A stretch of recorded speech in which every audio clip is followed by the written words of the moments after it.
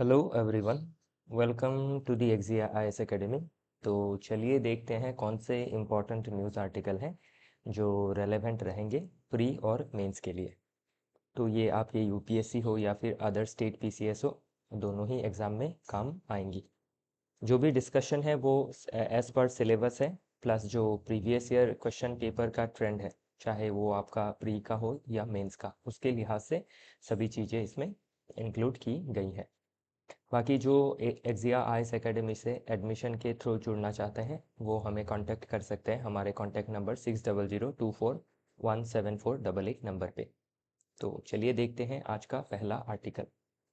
तो पहला आर्टिकल बात करता है अबाउट पोर्ट्स इन इंडिया। तो पोर्ट अभी क्या है? कनेक्टिविटी का एक जरिया है, जैसे एयरवेज होता है, रेलवेज है, रोडवेज है। तो उसमें एंशियंट समय से बहुत ज़्यादा सिग्निफिकेंस रखने वाला कनेक्टिविटी का जो मीडियम है वो है पोर्ट। तो इसमें आज दो आर्टिकल आया है पोर्ट को लेके कि जब एक देश में कनेक्टिविटी, उसमें अगर स्पेशली हम पोर्ट को देखें तो उससे क्या किया जा सकता है, इंटरनेशनल लेवल पे हम एक दूसरे देशों के साथ ट्रेड कर सकते हैं। और ध्यान रखिएगा, जब एक दूसरे देशों के साथ इकोनॉमिक रिलेशन बनेगा, ट्रेड एंड कॉमर्स होगा, तो उसके साथ क्या है, लोगों का भी आवाजाही होगा।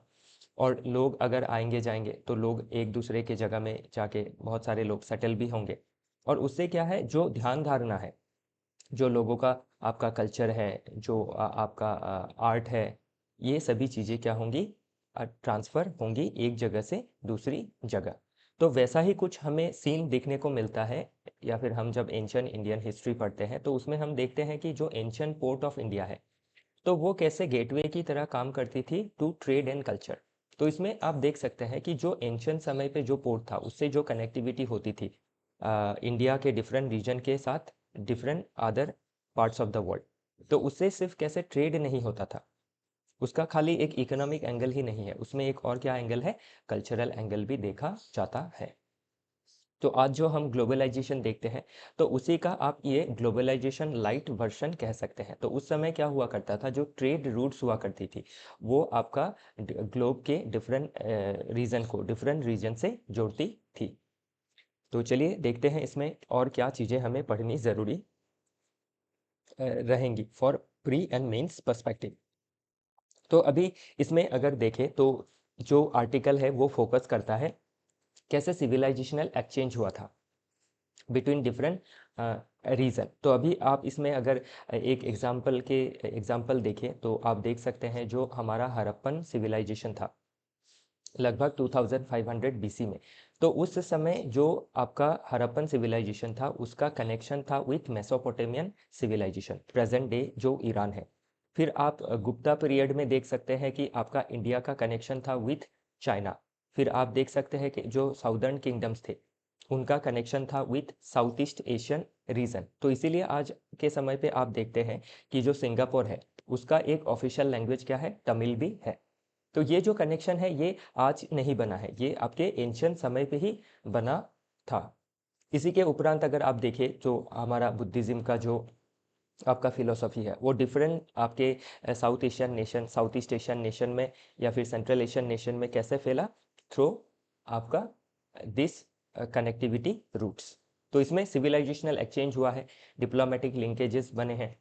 तो इसमें आप इत्सिंग, फाहियान, देन हिवेंसांग, फिर मेगास्थेनीस, ओके। तो इन सभी के बारे में आप देख सकते हैं। तो सिविलाइजेशनल एक्सचेंज हुआ है, डिप्लोमेटिक लिंकेजेस आए हैं, इकोनॉमिक डेवलपमेंट हुआ है। तो कोर थेसिस में अभी इंडिया के जो उस समय के डिफरेंट पोर्ट थे, जैसे लोथाल था, लोथाल गुजरात में। फिर आपका अरिकामेडू इन तमिलनाडु, जिससे साउथ ईस्ट एशिया के डिफरेंट रीजन के साथ कनेक्शन बना था। देन बम्बई में जो पोर्ट है, देन मुंड्रा, मुंड्रा जो पोर्ट है वो गुजरात में है। और ध्यान रखिएगा ये पहला आपका प्राइवेट पोर्ट है जो क्या करता था, कनेक्शन इंश्योर करता था आपका between east and west. Okay, एक मिनट समय दीजिएगा।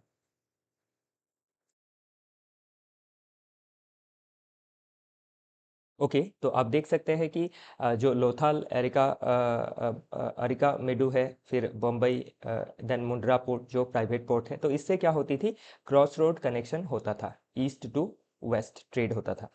फिर आप देख सकते हैं जो connecting civilisations like Mesopotamian civilisation, Egypt का civilisation, Greece, China, South East Asia and later समय पे आप देख सकते हैं मॉडर्न इंडियन हिस्ट्री में यूरोप के साथ।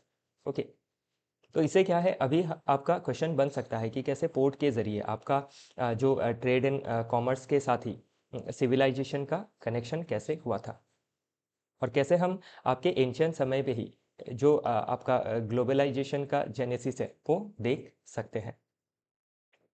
नेक्स्ट इसमें बाकी ये सभी चीज़ें आपके प्रीलिम्स में पूछी जा सकती है, या फिर जब मेंस में आप क्वेश्चन लिखेंगे तो इन चीज़ों को आपको जिक्र करना होगा। तो हड़प्पन एरा में देख सकते हैं गुजरात में पोर्ट हुआ करता था लोथाल।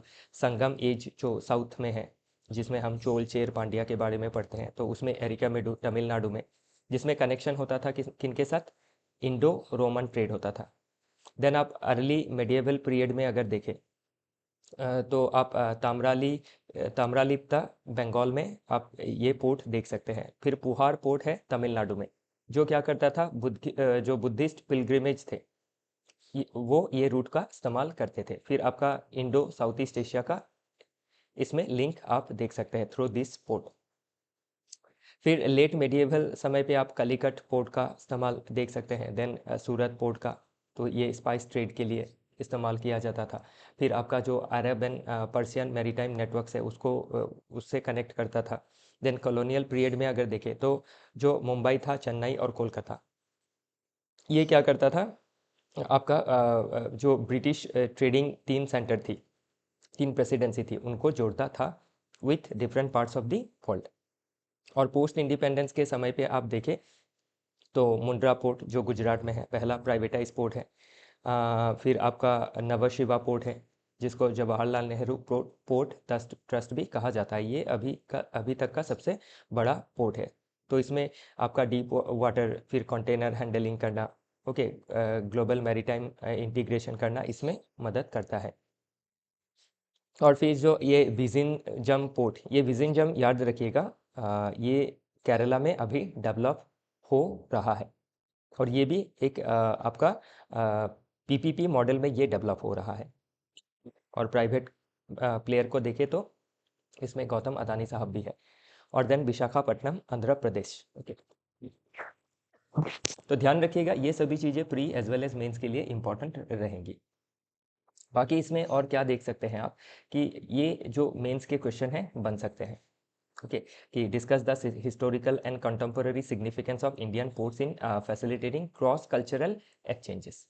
तो ट्रेड के साथ ही कैसे क्रॉस कल्चरल एक्सचेंज हुआ करता था इकोनॉमिक डेवलपमेंट के पैरेलली, उसको भी आपको ट्रेस करना ज़रूरी रहेगा। और आज के समय पे जो गवर्नमेंट का डिफरेंट पॉलिसीज़ है to connect India with different parts through different mode of communication, for example India स्लो ईस्ट पॉलिसी, तो इसके तहत आपका Kaladan multi modal transit project develop हो रहा है। फिर Sagar maritime initiative specially in Indian Ocean region, तो ये सभी चीज़ें आप देख सकते हैं। बाकी ये आपका प्रीलिम्स में क्वेश्चन बन सकता है, match the port with civilization. तो जैसे लोथल इंडस वैली सिविलाइजेशन से जुड़ा हुआ था, या फिर हड़प्पन सिविलाइजेशन भी कहा जाता है इसको। तो बाकी ये सभी चीज़ें आप देख लीजिएगा। ओके, फिर डोमेन में आप डिफरेंट डोमेन से इन सभी चीज़ों को जोड़ के देख सकते हैं। तो आज के समय पे हमारा foreign policy specially Indo Pacific region में सागर, और इसी का अभी फर्दर वर्जन आया है महासागर। फिर इंफ्रास्ट्रक्चरल डेवलपमेंट के लिए पीपीपी मॉडल में आपके डिफरेंट प्रोजेक्ट्स लिए जा रहे हैं, जैसे विजिंजम जो अभी डेवलप हो रहा है इन केरला। ओके, फिर मुंड्रा ऑलरेडी डेवलप हो गया है इन गुजरात।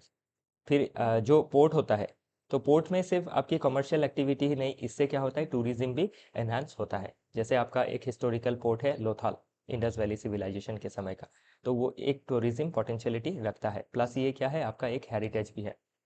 ओके, तो पोटेंशियल फॉर मैरीटाइम म्यूजियम। तो लोथाल पोर्ट को अभी क्या है, आपका हिस्टोरिकल पोर्ट की तरह डिक्लेयर किया गया है, और उसमें आपका मैरीटाइम म्यूजियम भी डेवलप किया जाना है। नेक्स्ट आपका ट्रेड एंड लॉजिस्टिक्स में क्या है, हम अपने जो मेक इन इंडिया प्रोग्राम है उसको लिंक कर सकते हैं विथ पोर्ट कनेक्टिविटी, क्योंकि अगर जो भी चीज़ें हम देश में बनाएंगे उनको वर्ल्ड के डिफरेंट देशों में एक्सपोर्ट करना होगा, तो उसके लिए क्या है, हमें बेटर लॉजिस्टिक्स चाहिए। बेटर कनेक्टिविटी चाहिए, जिसके लिए पोर्ट एक अच्छा आपका वे है। नेक्स्ट, ब्लू इकोनॉमी में आप मैराइन इकोनॉमी में हम डेवलपमेंट पा सकते हैं, फिशरीज में, डीप सी माइनिंग में, कोस्टल रेजिलियंस में। तो इसीलिए पोर्ट क्या है, सेंट्रल है टू आवर मैराइन इकोनॉमी। चलिए देखते हैं अगला टॉपिक। तो पहला टॉपिक और ये दूसरा टॉपिक दोनों ही आपके पोर्ट के बारे में बात करता है और कैसे पोर्ट के ज़रिए हम अपने इकोनॉमी को डेवलप कर सकते हैं, उन सभी चीज़ों के बारे में मेंशन किया गया है। तो इसमें अभी जो आपका विजिंजम जो पोर्ट डेवलप किया जाना है केरला में, तो उसको कमीशन किया गया है हाल फिलहाल में। Modi commission the Vizhinjam international sea port in Kerala. Okay, then the facility is India's first dedicated container transshipment port। तो ट्रांसशिपमेंट पोर्ट होगा ये। तो अभी क्या करते हैं, हमारे जो पोर्ट्स हैं उसमें आपके जो भी इंटरनेशनल डिफरेंट मार्केट से जो भी चीज़ें आती है, वो पहले कहीं तो सिंगापुर में डॉक होती है, फिर श्रीलंका में डॉक होती है, फिर उनको भारत में लाना पड़ता है, जिसकी वजह से क्या होता है, हमारा लॉजिस्टिकल कॉस्ट बढ़ जाता है। तो अभी हम क्या कर सकेंगे, जो ट्रांसशिपमेंट का फैसिलिटी हमें श्रीलंका या फिर सिंगापुर प्रोवाइड कर रही है, तो वही सेम फैसिलिटी हम अब क्या कर सकेंगे, दूसरे देशों को प्रोवाइड कर सकेंगे। तो इससे क्या है, हमारा एम्प्लॉयमेंट जनरेशन होगा, फिर आपका जो अर्निंग है, जीडीपी है, वो भी बढ़ेगा। नेक्स्ट है आपका the deep water multipurpose port is being developed by Adani port. Okay, तो ये जो विजिंजम पोर्ट है, इसको डेवलप किया जाना है by Adani group. Private sector participation has enhance efficiency. और जो प्राइवेट सेक्टर का पार्टिसिपेशन है वो क्या करेगा, जो इफ़िशियंसी है इन एनी प्रोजेक्ट, वो क्या कर देता है, इन्हेंस कर देता है, क्योंकि प्राइवेट सेक्टर के पास कैपिटल अच्छा खासा होता है और जो टेक्निकल एक्सपर्टीज़ होती है वो अच्छा रहता है और मैनेजमेंट में अच्छा होता है। ओके, जो गवर्नमेंट के द्वारा अगर किया जाता है तो उसमें बहुत सारी डिले, फिर आपके फिर कैपिटल का शॉर्टेजेस देखा जाता है और इफ़िशियंसी कम देखी जाती है, एक्सपर्टीज़ कम देखी जाती है। तो इन सभी चीज़ों से मुकाबला किया जा सकता है बाई आपका प्राइवेट पार्टिसिपेशन। ओके, तो इसमें अभी क्या है, इन फ्यूचर एग्जाम में आप ध्यान रखिएगा, पूरा चांसेस है ये विजिंजम पोर्ट जो केरला में डेवलप हो रहा है, जो एक ट्रांसशिपमेंट पोर्ट है। ओके, तो अभी ये जो भी चीज़ें इसमें मेंशन की गई है, इससे आप क्या है, एक प्रीलिम्स का आंसर कर सकते हैं आराम से। और प्लस अभी क्या है, जो भी पोर्ट डेवलप हो रही है वो आपके इकोनॉमी से लिंक करके, कल्चर से लिंक करके पूछा जा सकता है, इवन हिस्ट्री से लिंक करके भी पूछा जा सकता है। तो अभी आपको क्या करना है, हिस्ट्री के पॉइंट ऑफ व्यू से, इकोनॉमी के पॉइंट ऑफ व्यू से, कल्चर के पॉइंट ऑफ व्यू से, डिप्लोमेटिक एंगल से चीज़ों को देखना ज़रूरी रहेगा। ओके, तो टाइप ऑफ पोर्ट अभी देखा कि आपका कंटेनर ट्रांसशिपमेंट पोर्ट है, प्रोजेक्ट का कॉस्ट 8,800 करोड़ के लगभग है, और जो मोड है पब्लिक प्राइवेट पार्टनरशिप मोड में डेवलप किया जा रहा है with Adani port and Kerala government, ध्यान रखिएगा। ओके, फिर आप इससे अलग जो भी हमारे पॉलिसी या फिर स्कीम है गवर्नमेंट के, उसको भी जोड़ के देख सकते हैं, जैसे part of Sagarmala programme, PM Gati Shakti national master plan. तो इनसे क्या है, ये आपका कन्वर्ज करता है ये जो पोर्ट है, ओके, केरला का। फिर ये क्या करेगा, एम्प्लॉयमेंट जनरेट करेगा, इंडस्ट्रियलाइजेशन को और बढ़ावा देगा। ओके, बाकी फॉरेन एक्सचेंज का अर्निंग होगा, लॉजिस्टिक्स इफिशिएंसी हमारी बढ़ेगी। ओके, फिर सोवरेन मैरीटाइम कैपेबिलिटी भी हमारा बढ़ेगा। तो ये सभी चीज़ें आप इसमें फर्दर देख सकते हैं। जो हमारा लॉजिस्टिक्स का कॉस्ट है वो डिक्रीज़ हो जाएगा, अभी लगभग 15% से घट के ये 8% पे आ जाएगा। तो ये सभी चीज़ें इंपॉर्टेंट रहेंगी। ओके, तो इसमें आप देख सकते हैं, ये रहा। तो reduce logistics cost to 8%, current 13 to 14% है ऑफ जीडीपी का। तो इसको जब आपका कम किया जाएगा तो इफ़िशियंसी पोर्ट की बढ़ेगी, हमारी इकोनॉमिक एक्टिविटीज़ और बढ़ेगी, हमारा जो इंटरनेशनल ट्रेड है, इंपोर्ट एक्सपोर्ट, वो और बढ़ेगा। ओके, पीएम गति शक्ति सागरमाला ये मैंने ऑलरेडी मेंशन किया है। फिर शिपिंग पॉलिसी 2024, तो ये आपका जो डोमेस्टिक शिप बिल्डिंग है उसको भी एनकरेज करेगा। तो अभी पोर्ट आया है, तो पोर्ट में चलने के लिए जहाज़ें चाहिएंगे, तो वो भी बनेगा। तो इससे क्या है, आपका एक शिप बिल्डिंग का इंडस्ट्री डेवलप होगा, एम्प्लॉयमेंट जनरेशन होगा, अनएम्प्लॉयमेंट का जो प्रॉब्लम है वो दूर होगा, स्किल डेवलप होगा।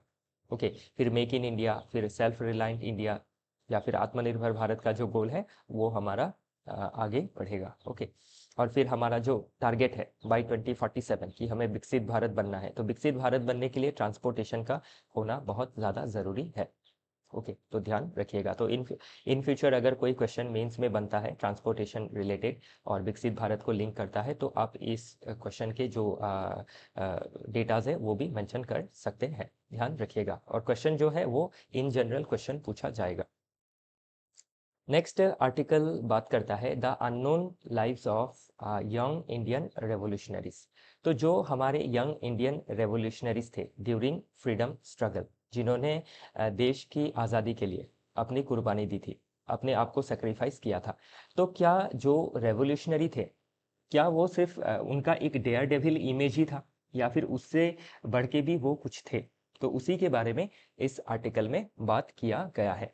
तो अभी बहुतों को ऐसे लगेगा कि जो हमारे आपके लीडर थे, यंग रेवोल्यूशनरी लीडर्स थे, तो जो रेवोल्यूशनरी लीडर्स थे वो बहुत यंग थे, तो उनके जो खून गर्म था इसीलिए उन्होंने सेक्रीफाइस किया, उनका कोई आइडिया नहीं था, ऐसे कभी कोई क्रिटिसाइज कर सकता है। लेकिन वो उस बात को हम क्या कर सकते हैं, रिफ्यूट कर सकते हैं, उसको हम डी बंक कर सकते हैं, क्योंकि जो रेवोल्यूशनरीज थे उनके बहुत यूनिक आइडियाज भी थे। फॉर एग्जाम्पल आपके नेताजी सुभाष चंद्र बोस का अगर आप बात करें, फिर भगत सिंह जी का अगर आप बात करें, फिर अगर राम प्रसाद बिस्मिल जी का अगर बात करें, तो उन्होंने सिर्फ जो आपका पॉलिटिकल ऑटोनॉमी के लिए, इंडिपेंडेंस के लिए ही फाइट नहीं किया था, इसी के साथ सोसाइटी में जो आपकी पॉवर्टी थी, जो इनइक्वालिटी थी, जो इनजस्टिस थी, उसको कैसे दूर किया जा सकता है through the means of socialism, उसके बारे में भी बहुत सारी चर्चाएं उन्होंने अपने जो लेख है उसमें की है। तो वही सभी चीजें इसमें मेंशन की गई है। ओके, तो इसमें अभी आप हिस्ट्री में ऐसा क्वेश्चन बन सकता है, revolutionaries were not just rebels but thinkers.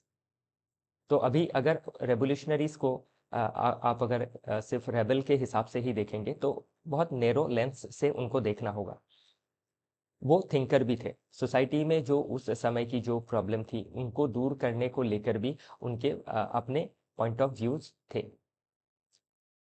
तो इसीलिए आप देख सकते हैं जो एसोसिएशन था, हिंदुस्तान सोशलिस्ट रिपब्लिकन एसोसिएशन।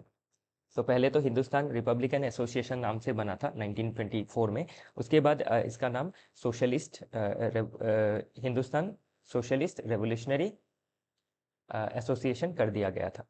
तो इससे पता चलता है कि उनके अंदर आपके जो आइडियाज थी। तो अभी सोशलिज्म क्या कहता है कि सोसाइटी में सोशो इकोनॉमिक इक्वालिटी को लाना, गरीबी को ख़त्म करना, इनजस्टिस को ख़त्म करना, डिस्ट्रीब्यूटिव जस्टिस को लाना। तो इन सभी चीज़ों के लिए क्या है, लोगों का जो सोच है वो बहुत डीप होना ज़रूरी है, जो हमारे रेवोल्यूशनरी के अंदर देखी गई थी। तो वही सभी चीज़ें इसमें मेंशन की गई हैं। आप इसमें अगर सुभाष चंद्र बोस जी का नाम ले, या फिर भगत सिंह जी का नाम ले, या फिर आप राम प्रसाद बिस्मिल जी का नाम ले, या फिर और भी जो रेवोल्यूशनरी लीडर्स थे उनका नाम ले, जैसे कि चंद्रशेखर आज़ाद जी। ओके, तो वही सभी चीज़ें इसमें मेंशन की गई है, तो ये ज़रूरी रहेगा आपके लिए आर्टिकल। ओके, ये आपके जीएस पेपर 1 में पूछा जा सकता है, इवन जीएस पेपर 4 में भी जो एट्रीब्यूट्स थी हमारे रिवोल्यूशनरी की, सेक्रीफाइस का जो आपका उनका एटीट्यूड था, फिर उनका जो ब्रेवरी था, करेज था, जो आपका करेज ऑफ कन्विक्शन था, तो ये सभी चीज़ें आप लिंक करके देख सकते हैं। ओके, चलिए आगे देखते हैं। बाकी ध्यान रखिएगा आपका इसमें फॉर एग्जांपल काकोरी जो कॉन्स्पिरेसी थी 1925, ये सभी चीज़ें पूछी जा सकती है प्रीलिम्स में। ओके, नेक्स्ट आपका बिस्मिल जी के बारे में मेंशन किया है कि उनका मास्टरी था in different languages like Hindi, Urdu, Sanskrit, Brajbhasha, Bengali. Okay, और इवन कबीर जी के जो आपके लेख थे, गीता का जो लेख था, उन सभी चीज़ों में भी इन्होंने मास्टरी की थी। मतलब इससे ये पता चलता है कि उनका जो आपका सिर्फ फिजिकल डेयर डेविलनेस ही नहीं था, उसके साथ इंटेलेक्चुअल डेप्थ भी उनकी थी। इंटेलेक्चुअली भी ये जो हमारे रेवोल्यूशनरी थे वो आपके रिच थे। तो फिजिकल एज वेल एज उनका जो इंटेलेक्चुअल डेप्थ था वो बहुत ही ज़्यादा था। तो वही सभी चीजें इसमें मेंशन की गई है। चलिए आगे देखते हैं। फिर आप भगत सिंह के बारे में भी अगर देखें तो उन्होंने भी कोट किया था about Karl Marx, John Stuart Mill, then Russian literature. Okay, तो इससे भी आप पता लगा सकते हैं कि उनका इंटेलेक्चुअल डेप्थ भी था विथ फिजिकल डेयर डेविलनेस, जिससे सोसाइटी में लोगों के मन में एक आपका नया आइडिया का रोपण हुआ। और उसी के लिए आप देख सकते हैं कि जब देश आज़ाद हुआ उसके बाद आपके कैपिटलिस्टिक पॉलिसी के साथ ही सोशलिज्म को भी अपनाया गया, इसको हम मिक्स्ड इकोनॉमी कहते हैं। ओके, चलिए आगे देखते हैं। नेक्स्ट आर्टिकल बात करता है where women are flying through the glass ceiling.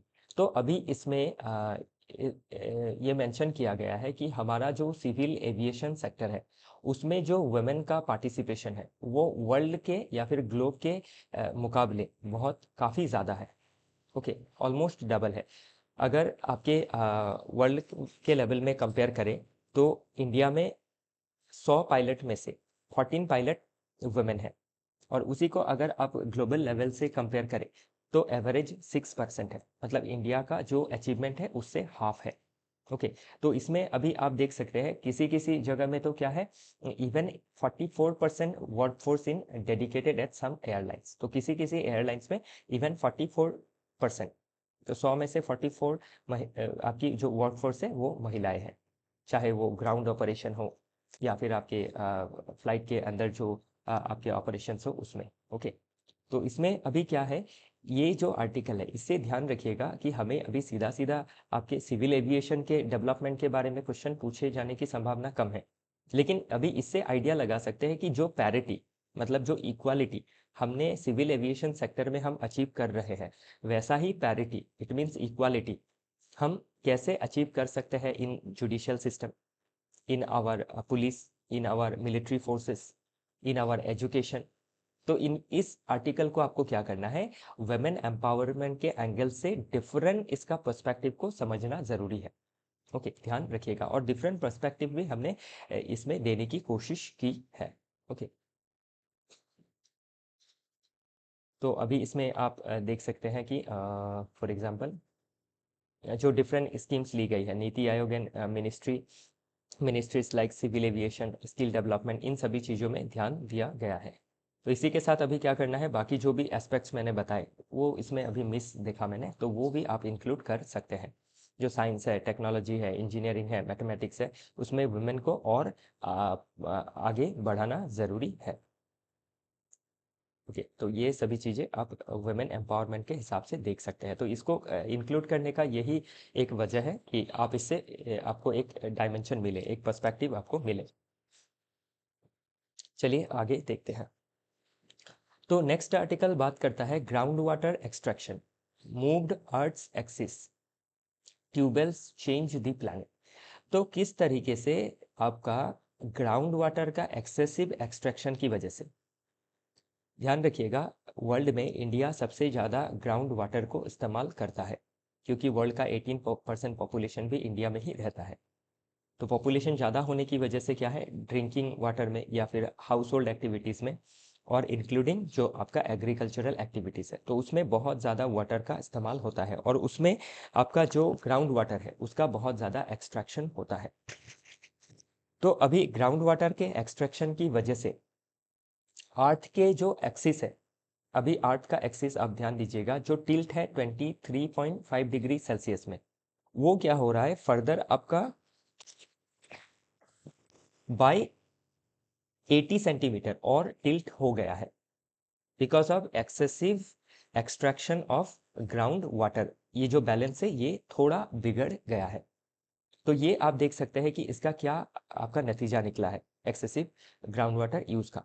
Then again अगर आप देखिए एक्सेसिव ग्राउंड वाटर एक्सट्रैक्शन की वजह से, पकड़ लीजिए ये बराबर ग्राउंड है, तो इसमें किसी ने आपका ट्यूबवेल बिठाया, तो ट्यूबवेल से आपके खेत में पानी गया, घरों में पानी गया, तो इससे क्या है, इस एरिया के नीचे जो ग्राउंड वाटर होगा जिसके ऊपर ये जो अर्थ का जो सरफेस है ये फ्लोट कर रहा है या फिर मॉइस्चर होल्ड कर रहा है, वो मॉइस्चर जब खत्म होगा, जब पानी का लेयर खत्म हो जाएगा, तो जमीन को क्या करेगा, जमीन नीचे वैक्यूम क्रिएट होगा और उससे क्या है, जमीन नीचे सिंक या फिर धंसने लगेगी। तो ये प्रॉब्लम देखा जा रहा है। तो अभी अर्थ के डिफरेंट रीजन में, स्पेशली इंडिया में देखें तो इस तरह से क्या है, जमीन धंसने का आपका फेनोमेना देखने को मिला है, because of excessive extraction of ground water for household purposes as well as for agricultural purposes.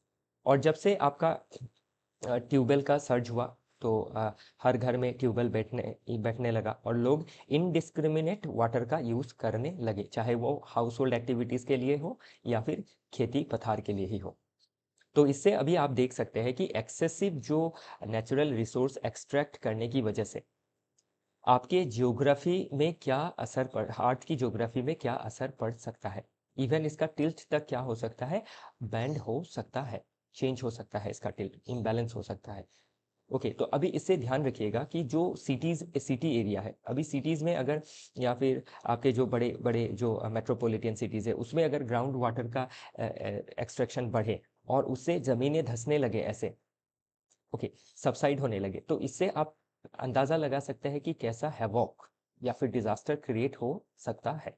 तो अभी ये जो टॉपिक है ज्योग्राफी के पॉइंट ऑफ व्यू से एज वेल एज फ्रॉम आपके geography as well as disaster management के point of view से, एग्रीकल्चर के पॉइंट ऑफ व्यू से इंपॉर्टेंट रहेगा, as well as from policy point of view भी, गवर्नेंस पॉइंट ऑफ व्यू भी important रहेगा। It means ये इंपॉर्टेंट रहेगा for GS paper 1 geography, GS paper 2 from policy point of view, GS paper 3 from economical agricultural point of view. Okay, चलिए आगे देखते हैं। बाकी इसमें कुछ डेटाज मेंशन की गई है कि जो आपका एग्रीकल्चर के लिए लगभग 50 जो इरिगेशन आता है, 50% इरिगेशन आपका ट्यूबवेल से आता है, ग्राउंड वाटर को एक्सट्रैक्ट करके आता है। लोग जो खाने पीने के लिए जो पानी इस्तेमाल करते हैं उसमें लगभग 50% आपके ग्राउंड वाटर का इस्तेमाल होता है। तो ये डेटास मेंस में ज़रूरी रहेंगी। ओके, चलिए आगे देखते हैं। नेक्स्ट आर्टिकल बात करता है tectonics pushed up the Himalayas. तो ज्योग्राफी में आप पढ़ते हैं कि किस तरह से टेक्टोनिक मूवमेंट की वजह से प्लेट मूव हुई, उससे पुश हुआ और हिमालय का सर्ज हुआ, और कैसे आपका जो हिमालय का सर्ज होने की वजह से ही उसके बाद ही आप मॉनसून का जो साउथ वेस्ट मॉनसून की वजह से इंडिया ऑलमोस्ट इसका इंडिया का 80%, अब हमारे देश का 80% मॉनसून या फिर रेनफॉल हम प्राप्त करते हैं ड्यूरिंग समर सीजन। तो ये भी क्यों हुआ है, हम मॉनसून का फेनोमेना क्यों देखने को मिलता है हमें, बिकॉज ऑफ हिमालयास सर्ज। और इसमें जो आपके डिफरेंट रिवर है, जो हिमालयन रिवर सिस्टम है, वो चाहे आपके ब्रह्मपुत्र हो, गंगा हो या फिर इंडास हो, तो 3 इंपॉर्टेंट हिमालयन रिवर सिस्टम है।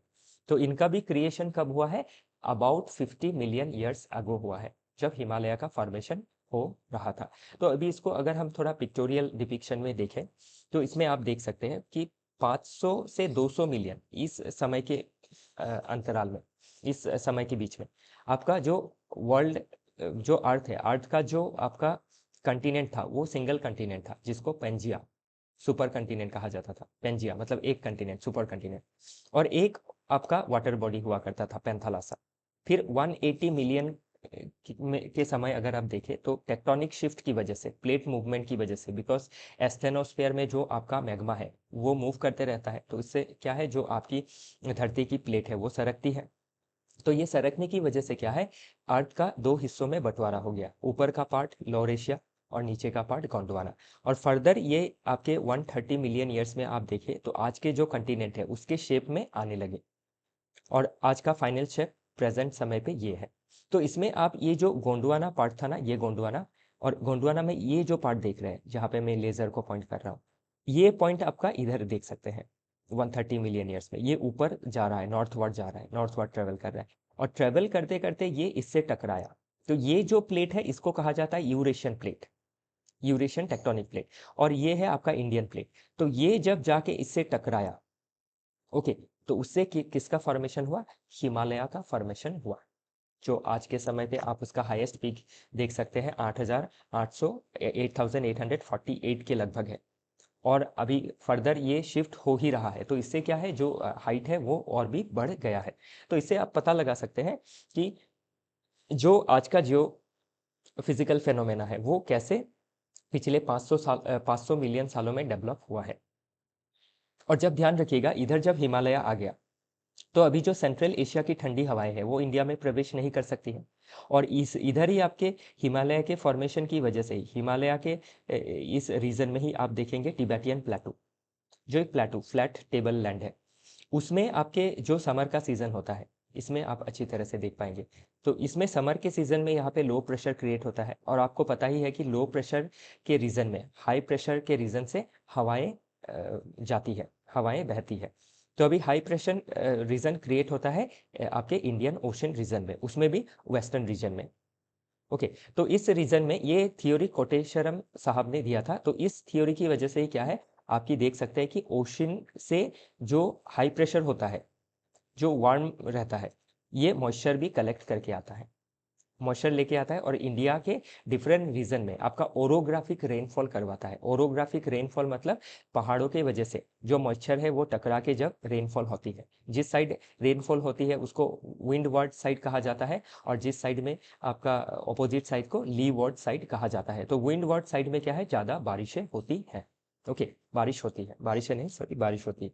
तो ये फेनोमेना आप देख सकते हैं। तो इसमें क्या है, पूरे हिमालय को कनेक्ट किया गया है विथ मानसून, और कैसे हमने हमारी डिफरेंट जो रिवर है वो सर्च हुई। तो अभी ध्यान रखिएगा कि इस रीजन में जब हिमालय है, ओके, तो अगर हिमालयन ये हिमालयन रीजन है, तो हिमालयन रीजन में अभी ये ऊंची होंगी, इनका जो ऑल्टीट्यूड है बहुत हाई होगा। तो हाई ऑल्टीट्यूड में टेम्परेचर कम रहता है, और जगह अगर टेम्परेचर कम रहा तो उससे क्या है, आपकी उन जगहों में बर्फ़ जमेगी, और वही बर्फ़ क्या है, आपके समर सीजन में थोड़ा थोड़ा पिघल के आपके इधर से ब्रह्मपुत्र आ गई है, इधर से इंडस आ गया है, इधर से आपका गंगा आ गया है। ऐसे हम क्या देख सकते हैं, पेरेनियल रिवर सिस्टम देख सकते हैं।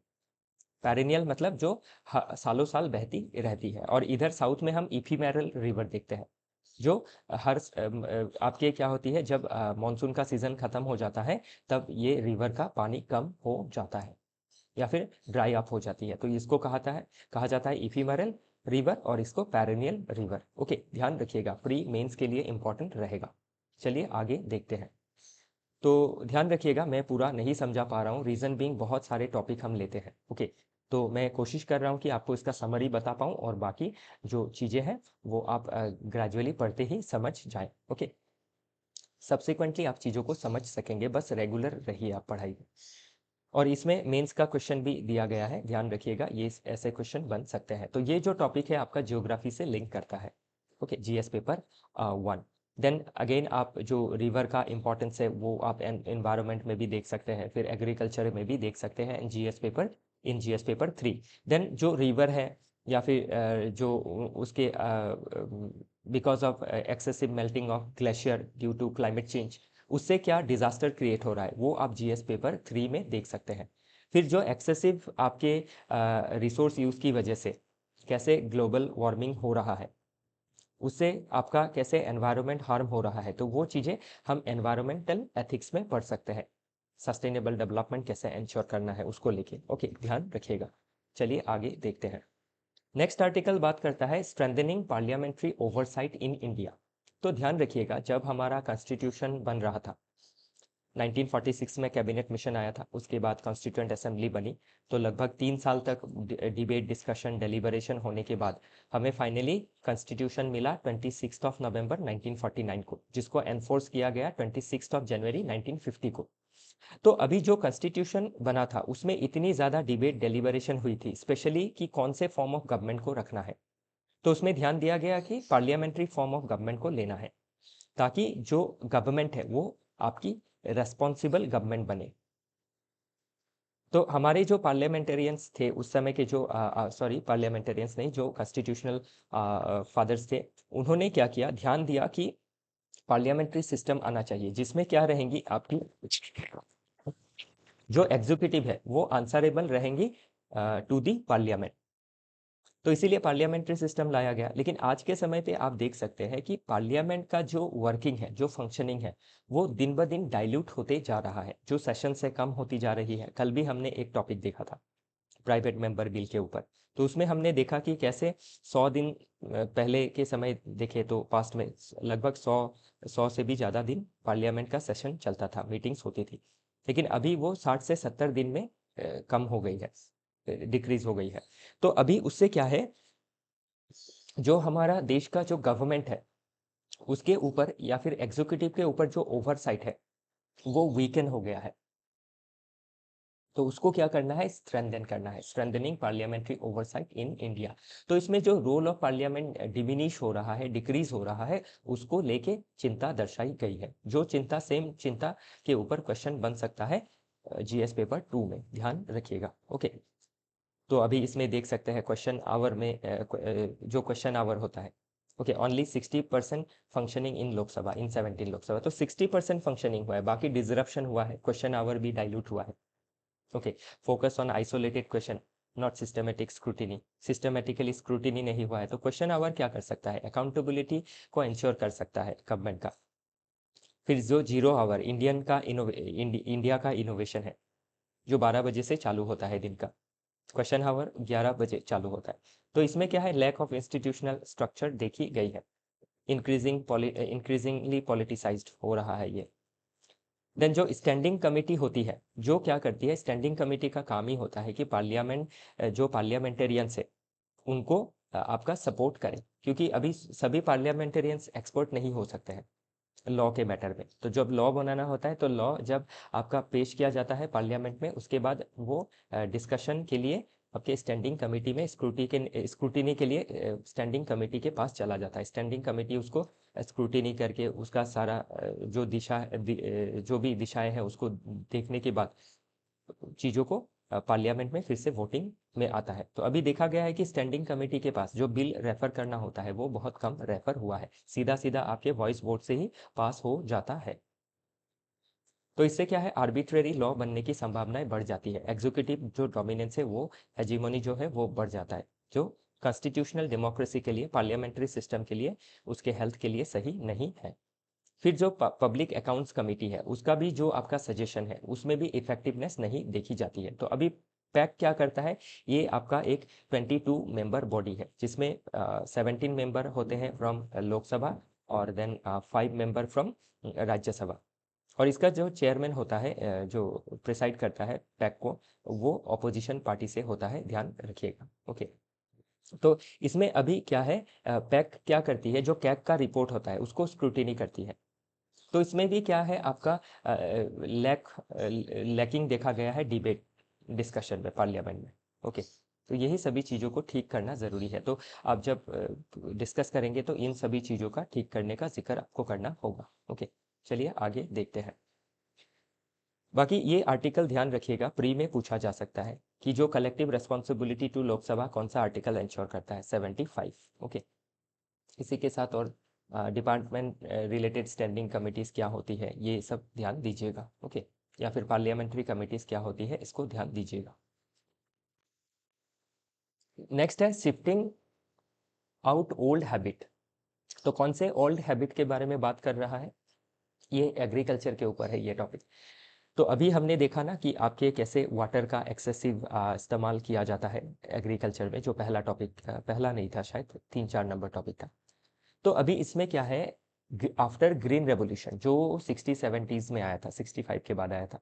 तो ग्रीन रेवोल्यूशन की वजह से इंडिया में क्या हुआ, आपका जो फूड प्रोडक्ट्स थे उसमें रेवोल्यूशन आ गया।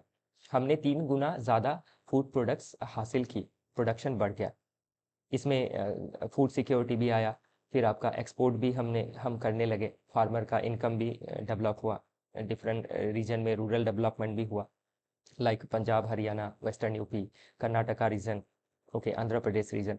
लेकिन इससे एक प्रॉब्लम क्या आई कि मोनोक्रॉपिंग डेवलप हो गया, और वो भी जो वाटर गजलिंग क्रॉप थे उनका इस्तेमाल ज़्यादा होने लगा, राइस और वीट का। तो अभी इसीलिए क्या है, आप देख सकते हैं ग्राउंड वाटर का बहुत ज़्यादा एक्सट्रैक्शन हो रहा है। 1 किलो राइस उगाने में 5,000 लीटर लगभग पानी का इस्तेमाल होता है मैक्सिमम, 3 से 5,000। तो देख सकते हैं आपकी 1 किलो राइस हम जो खाते हैं, इतना ज़्यादा पानी वेस्ट होने के बाद वो बनता है।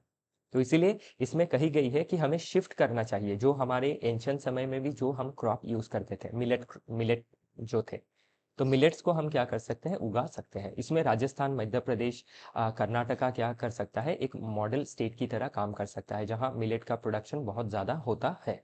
ओके, तो वही सभी चीज़ें इसमें मेंशन की गई है। तो राइस वेट सेंट्रिक जो एग्रीकल्चर है वो क्या है, ग्रीन हाउस गैस इंटेंसिव है। फिर आपका वाटर गजलिंग क्रॉप है, ज़्यादा वाटर यूज़ होता है। फिर मीथेन का इमिशन होता है, ग्राउंड वाटर का डिप्लीशन होता है। तो इसीलिए हमें स्ट्रैटेजिक शिफ्ट लाना है टुवर्ड्स मिलेट। और जो आदत लग गई है फार्मर्स को, उस आदत को हमें शिफ्ट करवाना है, shifting old out old habit. इससे हमें क्या होगा, आपका सस्टेनेबल एग्रीकल्चर होगा, फूड सिक्योरिटी भी आएंगी। और आपके क्या है, राइस व्हीट की वजह से क्या हो रहा है, न्यूट्रिशनल सिक्योरिटी नहीं आ रहा है, फूड सिक्योरिटी तो आ रहा है, न्यूट्रिशन का सिक्योरिटी नहीं है, हिडन हंगर का प्रॉब्लम है। तो उसको दूर करना जरूरी है, और हिडन हंगर को दूर करने के लिए, न्यूट्रिशनल सिक्योरिटी को लाने के लिए हमें मिलेट में शिफ्ट करना बहुत ज़रूरी है। तो ध्यान रखिएगा, इन फ्यूचर मिलेट के ऊपर क्वेश्चन बन सकता है मेंस में। और बाकी चीज़ें भी आप लिंक कर सकते हैं। ओके, ये ग्रीन रेवोल्यूशन की वजह से कैसे मोनोक्रॉपिंग आया, आज के समय पे ये कैसे इकोसिस्टम पे नेगेटिव इम्पैक्ट डाल रही है। Okay, excessive use of fertiliser हो रहा है।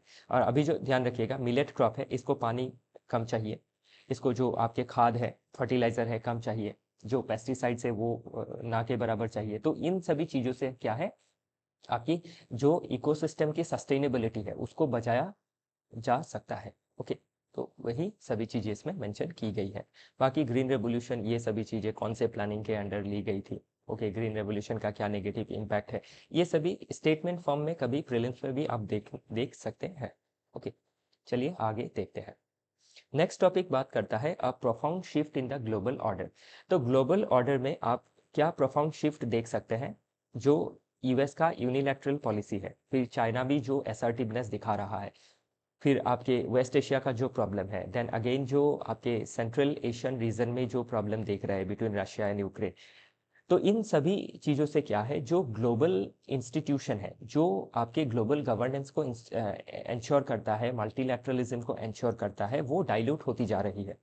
जैसे डब्ल्यूटीओ हो या यूएन का जो ऑर्डर है, खत्म होता जा रहा है। तो इससे अभी क्या है, ग्लोबल लेवल में आप देख सकते हैं कोई एक मनमना सा स्वभाव देश का देखने को मिल रहा है। तो इस समय पे हम कैसे इंडिया का पॉलिसी कैसा रहना चाहिए इस समय। ओके, कैसे हम अपनी स्ट्रैटेजिक पॉलिसीज, हमारी डिप्लोमेटिक पॉलिसीज, इकोनॉमिक पॉलिसीज को हम ले सकते हैं to ensure our interest and to ensure interest of the global south region. तो उसके बारे में ये सभी चीज़ें इसमें मेंशन की गई है, और इंडिया ने क्या अपॉर्चुनिटी मिस किया वो भी इसमें मेंशन किया गया है। तो अभी देख सकते हैं कि 1498 में ही हमारा जो सी कनेक्टिविटी है डिफरेंट रीजन से जुड़ गया था, जब वास्को डा गामा ने आपके कोझिकोडी में एंटर किया था, कलिकट में एंटर किया था। ओके, उसके बाद आप देख सकते हैं जब देश आज़ाद हुआ, तो हमने जो अपॉर्चुनिटी थी वो मिस किया by joining Bandung conference and नाम समिट। हमने जो आपका ट्रेड है, टेक्नोलॉजी है, उसमें ध्यान ज़्यादा नहीं दिया, और हम कोल्ड वार के जो चक्कर में उलझ के रह गए कि हमें कोल्ड वार के किसी भी कैंप के साथ शामिल नहीं होना है, तो हम इंडिपेंडेंट फॉरेन पॉलिसी लेंगे। तो उससे क्या हुआ, हमें चूक कहाँ हुई कि हम ट्रेड और टेक्नोलॉजी में पीछे रह गए, और सोशलिस्टिक जो आपका लीनियर टेंडेंसी था वो ज़्यादा था, टिल्ट ज़्यादा था टुवर्ड सोशलिज्म। और इसी समय देख सकते हैं 70s के बाद, अबाउट 70s के बाद चाइना का रिलेशन यूएसए के साथ अच्छा हो गया, और कैसे चाइना ने क्या किया, टेक्नोलॉजिकली डेवलप किया अपने इकोनॉमी को, स्टेट कंट्रोल रखा, लेकिन स्टेट कंट्रोल होते हुए भी उन्होंने कैपिटलिज्म को अडॉप्ट किया, टेक्नोलॉजी को अडॉप्ट किया, और आज के समय पे वो वर्ल्ड का सेकेंड लार्जेस्ट पावर बन चुका है आफ्टर यूएसए। तो इसीलिए हमें क्या करना है आज के समय पे, ये जो भी अभी नेगेटिव एनवायरनमेंट है, इसमें भी हमें अपने जो देश के अंदर अच्छा डोमेस्टिक पॉलिसी लेना है, ताकि हम इकोनॉमिकली मिलिट्री वाइज पावरफुल बन सके।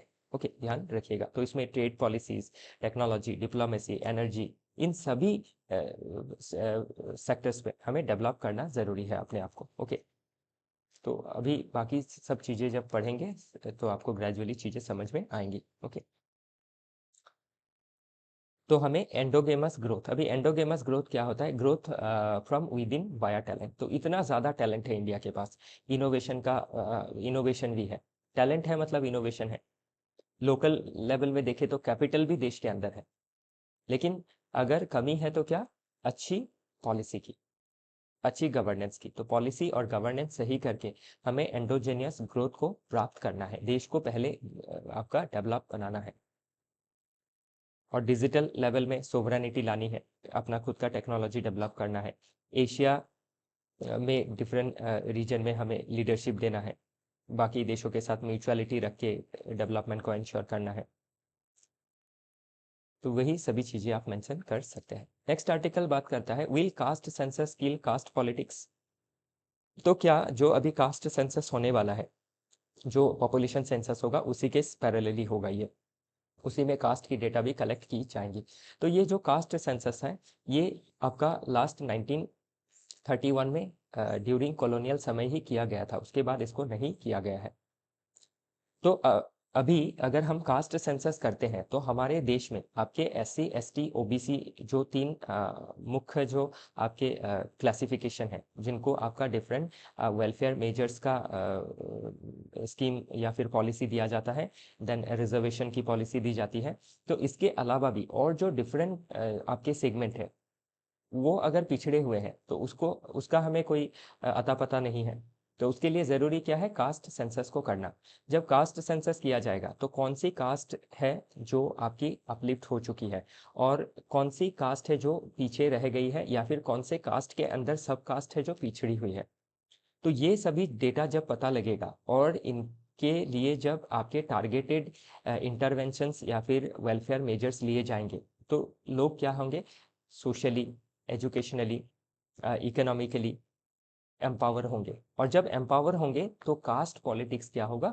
खत्म होगा, ऐसा ये आर्टिकल कहता है। और ये आर्टिकल बहुत दूर तक मुझे बहुत ज़्यादा कन्विंसिंग लगा कि इसमें जो चीज़ें लिखी गई हैं, अगर बेटर कास्ट सेंसस होता है और टारगेटेड तरीके से आपके डिफरेंट जो सेगमेंट ऑफ पॉपुलेशन है उनको टारगेटेड तरीके से डेवलप किया जाए, तो लोग एम्पावर्ड होंगे। लोगों का जो कैपेसिटी है, जो अमर्त्य सेन साहब ने कहा है कि कैपेबिलिटी अप्रोच को अपनाना है, कैपेसिटी को बढ़ाना है जो वीक है, जो डाउन ट्रोडन है। तो कैपेसिटी बढ़ा तो लोग क्या होंगे? आपके फिजिकली हो, इंटेलेक्चुअली हो, डेवलप होंगे, इकोनॉमी वाइज डेवलप होंगे, health wise, education wise develop होंगे। तो उससे क्या है? लोग खुद से अपना डिसीजन ले सकेंगे, और उससे क्या है? जो कास्ट पॉलिटिक्स है, जो डिवाइसिव पॉलिटिक्स है, जो कम्युनल पॉलिटिक्स है, वो आपका खत्म हो सकता है। और उससे क्या है? हम देश का रियल डेवलपमेंट को इंश्योर कर सकते हैं। ओके, तो ध्यान रखिएगा, ये इस बार कास्ट सेंसस को लेके क्वेश्चन बनने की संभावनाएं पूरी पूरी रहेंगी। और ये जो डेटा है कि लास्ट कास्ट सेंसस कब हुआ था, ये सभी चीजें पूछी जा सकती है प्रीलिम्स में। ओके, चलिए आगे देखते हैं। नेक्स्ट आर्टिकल बात करता है about Kashmir and north east. तो इसमें कश्मीर और नॉर्थ ईस्ट दोनों को जोड़ के इस आर्टिकल को आपका लिखा गया है कि कश्मीर में आपका जो टेररिज्म का प्रॉब्लम देखा जाता है, ठीक वैसा ही जो एक प्रॉब्लम आपके नॉर्थ ईस्ट रीजन में भी देखा जाता है, इंसर्जेंसी का प्रॉब्लम। तो ये कश्मीर का जो टेररिज्म का प्रॉब्लम है और नॉर्थ ईस्ट का जो इंसर्जेंसी का प्रॉब्लम है, इसके पीछे आपकी क्या है? डिफरेंट रीजन है, पॉलिटिकल रीजन है, कि आपके जो रीजन है उसमें ऑटोनॉमी देना जरूरी है, ताकि लोग क्या कर सके, एक रीजन के जो लोग हैं वो खुद का डिसीजन मेकिंग खुद कर सके। देन जो सोशियो इकोनॉमिक डेवलपमेंट है इन दोनों ही रीजन में, north east as well as Jammu Kashmir में, तो उसमें क्या करना है आपको? इंफ्रास्ट्रक्चर का डेवलपमेंट करना, हेल्थ का डेवलपमेंट करना, फिर एजुकेशन का डेवलपमेंट करना, ओवरऑल लोगों का कैपेसिटी जो है वो डेवलप करना, ताकि क्या किया जा सके? इन रीजन में जो आपकी insurgency in case of North East, terrorism का problem in case of Jammu and Kashmir को टेकल किया जा सके। तो इसके लिए अभी क्या करना है हमें? जो पीस हम आपके थ्रू मिलिट्री मीन्स देख रहे हैं, वो नेगेटिव पीस कहा जा रहा है। कि वो नेगेटिव है क्योंकि वो आपका इनस्टेबल है, क्योंकि जब तक आप स्ट्रिक्ट रहेंगे तब तक पीस रहेगा। वो भी क्या है? एक आपका ऐसा पीस जिसको जबरदस्ती क्रिएट किया जा रहा है। लेकिन जो एक स्पॉन्टेनियस पीस है, जो अपने आप से उभर के आएगा। उसके लिए क्या करना है, आपके जो पॉलिटिकल कंसिडरेशंस है, जो आपके डिफरेंट रीजन के जो डिसीजन मेकिंग पावर है उसको स्ट्रेंथन करना है, जो सोशियो इकोनॉमिक डेवलपमेंट है उसको आगे बढ़ाना है। तभी क्या है, जो पॉपुलेशन है उनको कोई बाहरी शक्ति जो है वो इम्पैक्ट नहीं कर पाएंगी, वो खुद से डिसीजन ले सकेंगे, सोच सकेंगे, उनको इंडोक्ट्रिनेट नहीं किया जा सकेगा बाय दी फंडामेंटलिस्ट पावर। तो उसी के बारे में ये आर्टिकल बात करता है, ध्यान रखिएगा। तो इसमें क्या है, लॉन्ग टर्म पीस के लिए लॉन्ग टर्म सोल्यूशंस लेने होंगे, लॉन्ग टर्म पॉलिसीज लेनी होंगी to build the capacity of the particular region. Okay, तो इसी के साथ आज का जो डिस्कशन है समाप्त होता है। कल फिर मिलेंगे डिफरेंट आर्टिकल के साथ। तो आप कंटिन्यू जो अपना प्रिपरेशन है उसको बनाए रखें, और कोई डाउट होता है तो हमें कांटेक्ट करें। ओके, तो इसी के साथ आज के लिए विदा लेता हूँ, कल फिर मिलेंगे।